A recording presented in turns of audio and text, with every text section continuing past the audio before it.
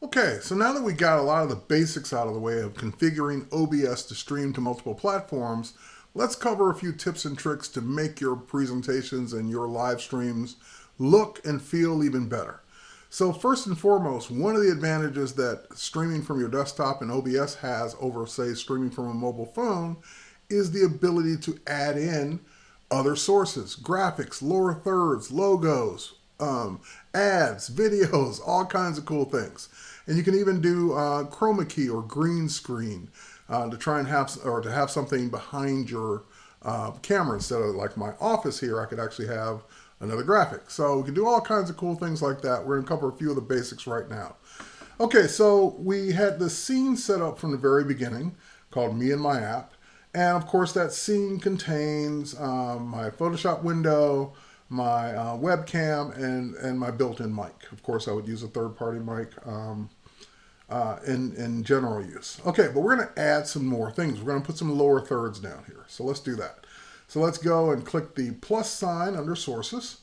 And the first thing I'm going to do is add an image. And of course, you can add as many as you want. So I've got one already called lower third. I'm going to make this one lower third 2. All right, so that way it's not the same one. And we'll say create new. And it's going to ask me, well, okay, where's your graphic? Where do you want to get it from? Now, the graphic you get should be a file, if you're especially going to use it as an overlay or a lower third, should be something that contains transparency.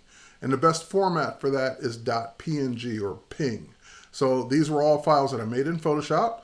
I just made them 1920 wide and as short as I needed them to be so that they appear at the bottom. So just basically go into Photoshop, create a 1920 by 1080 window, and then with transparency, and then put whatever you want wherever you want. So in my case, I'm going to go ahead and do a browse. I've got something in my live streaming overlays, my overlay assets, and I'm just going to use my T-White streaming lower third. So we'll go ahead and bring that in, and there it is. So it's got a couple pieces to it, and now if I were to click OK, that can be seen at the bottom of my streaming window now. So now that's a graphic in and of itself, and notice, by the way, in the order of position, it's on top of everything else. So my application and everything is still running behind it. Now, that also creates the issue of, well, my computer now is not being seen all the way down to the bottom. So what that means is I'd probably keep this the way it is, but just remember when I'm working in my windows or my various applications to keep those windows above this bar. And that's something I can manage as I'm doing my presentations. Now, I can have more than one. So for example, let's go ahead and add another one.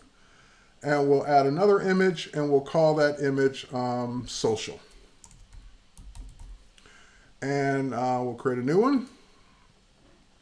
And we'll browse for that.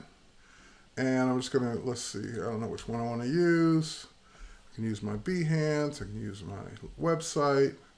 We'll use my YouTube one. Okay, so we'll just go ahead and bring that one in. And that one is, by the way, notice how it fit perfectly where it was supposed to be, because that's the way I built it in Photoshop. I built it in that position. So at any given time, I can turn that one on, turn that one off, turn that one on, turn that one off, because now they're separate graphics. And I could keep going. So for example, I could bring in a logo. Let's go image, and let's bring in a logo as well. And let's go ahead and click OK. And, oh, did I do something wrong there? I think I did. Let's do browse. And let's go find the, nope, that's the wrong one. That's the one I want. All right, let's go ahead and bring that one in. And there's my logo as well as the live button. So now, you're probably thinking, well, couldn't you have built that all as one graphic and brought it in? Absolutely. But then you lose the ability to turn specific things on and off that you may or may not need, as you're streaming. So yes, you can make it all as one, or yes, you can bring it in piece by piece. It's totally up to you.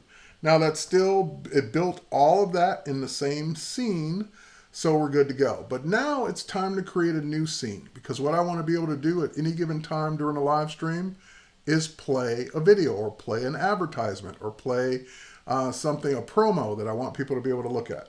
So I'm going to create a new scene. I'm going to call that new scene Add. And now we'll click OK. And of course, Add has no sources. The sources were all over on me and my app, and Add has no sources. So we're going to give a source called a media source specifically for, let's see, lettering ad. So this is for another advertising, another live stream. And we'll go ahead and create a new one.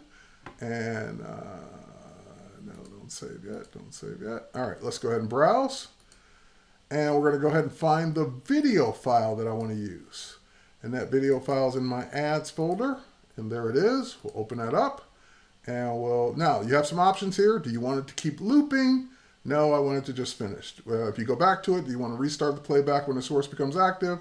Sure, why not? And the rest are okay. Hide the source when playback ends. So that's another good one. All right, so now there's my video, and it's kind of previewing or showing it to me because I'm on it right now. It's even got audio to it too, so the audio would be broadcasted automatically. And now I have two scenes. One, that's my normal as I'm presenting, and second one, whenever I want to bring up that video will play. Now again, I showed this once before, I think in the OBS overview. Now's the perfect time as a tip to use studio mode. When you've got multiple scenes like this and you kind of want to preview it or get it ready to go without having to go maybe through a list and find things that way while you're live. So let's go to studio mode, which again puts up this heads up or this, this dual display. And now, so what people are looking at while you're live streaming is what you have on the right side and what you're queuing up that's going to be transitioned over is what's going to be on the left side. So I'm talking, I'm presenting, I'm live streaming, and I know I'm getting ready to run the ad. As a matter of fact, I'm talking about the ad, and I just kind of casually come over and click on Ad. So now the ad is queued up and ready to go. So all I have to do, and by the way, you can also set keyboard shortcuts for a lot of this too. So at any given time when I'm ready, all I have to do is to play the ad is, okay, so let's take a look at our sponsor, or let's take a look at the live stream that's happening this week at adobelive.com. So I click transition.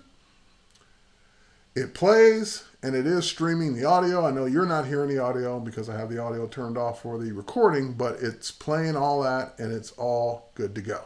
Now, of course, I can transition back at any time, but I would, of course, wait for that video to finish. And you can have as many different scenes and ads and as things that you want to bring in, charts, graphics, illustrations to make your point, photographs, whatever it is. So I know that when I see the Adobe logo, it's finished, and I can now just transition back to me. I kind of like the way it does that too. It basically toggles between the two sources. So whatever's on the left is queued up to go next, and then whatever's on the right is what was there before, goes back over to the left, so you can transition back and forth. So those are just a few tips on how to use OBS in a more professional or add some production values to your live streams going forward. So hope you enjoyed that, and thanks for watching. We'll catch you on the next one. Cheers.